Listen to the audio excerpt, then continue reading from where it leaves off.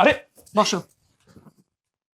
খবরদার, চুপচাপ এখানে বসে থাকবে, আজকে শিউলির কাছে যেতে পারবো না। আরে তোর সাথে তো 2 দিন ছিলাম, আজকে ওর সাথে থাকি। না, তুমি ওর কাছে থাকতে পারবা না।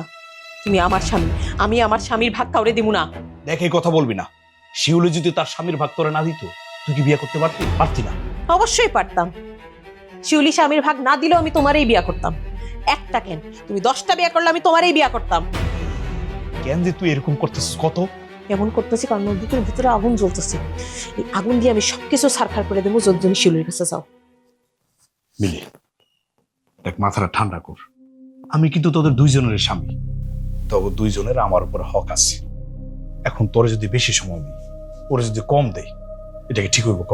আমি অত কিছু বুঝি না। আমি আমার স্বামীর ভাগ কাউরে দিতে পারবো না। তুমি শিউলির কাছে যাইবা না মানে যাইবা না। কত বড় সাহস!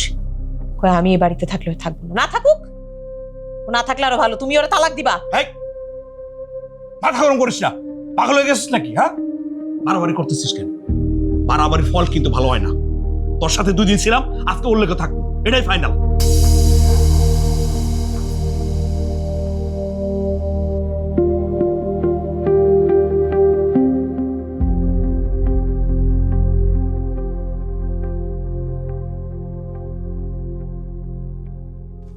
কিরে মামিলি,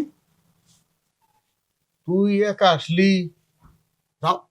জামাই কই? জামাই নিয়ে আসলি না কেন? আমি আর ওই বাড়িতে যাবো না আব্বা।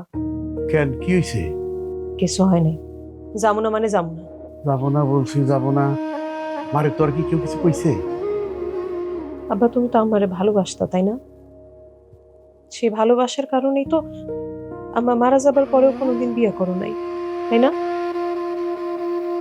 হরে মা, আম্মা যদি অন্য কাউরে বিয়া করতো, তার লগে সংসার করতো, তার আদর করে হাতে তুলে খাওয়াই দিত, তোমার কেমন লাগতো আব্বা? আব্বা, ওই বাড়িতে শান্তির থেকে অনেক বেশি কষ্ট। আমি আর এই কষ্ট সহ্য করতে পারতাছি না।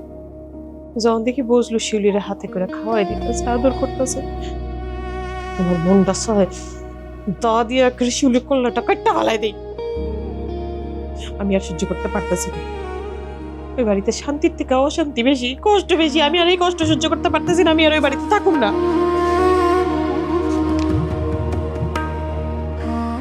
আরে এই জন্যই তো এই বাড়িতে তোর আমি বিয়ে দিতে চাই নাই। তখন যদি এই বাপের কথাটা বুঝতি, আজকে তোরা তো কষ্ট পাইতে হইতো না। ও চাচি, খবর শুনছো নাকি? কি খবর? তোমার মাইয়ার উপরে রাগ কইরা মিলি তো বাপের বাড়ি গেছে গা, আর বলে ফিরতো না। তুই এই কথা শুনলি কই থেকে? আরে আমি তো ভ্যানে করে নামাই দিয়ে এলাম। ওরা জিগাইলাম কি আসে বিষয়, বাপের বাড়ি আইছো, কয়দিন থাকবা, কবে ফিরবা? আমারে কইলো আর কোনোদিন ফিরতাম না, আপনার বন্ধুর লগে আর সংসার করতাম না। কি জানি বাপু, অগ কাম কাজ আমি কোনো কিছু বুঝি না। অগ যা খুশি তাই করুক, আমার কিছু কনের নাই। আরে চাচি, তোমার তো বুঝার দরকার কি?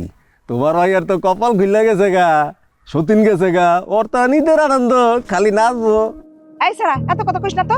ঘাস কাটতাছস, ঘাস কাট। আমার মায়ের সংসার নিয়ে তরে এত চিন্তা করন লাগবো না। হাউস কথা পায় না।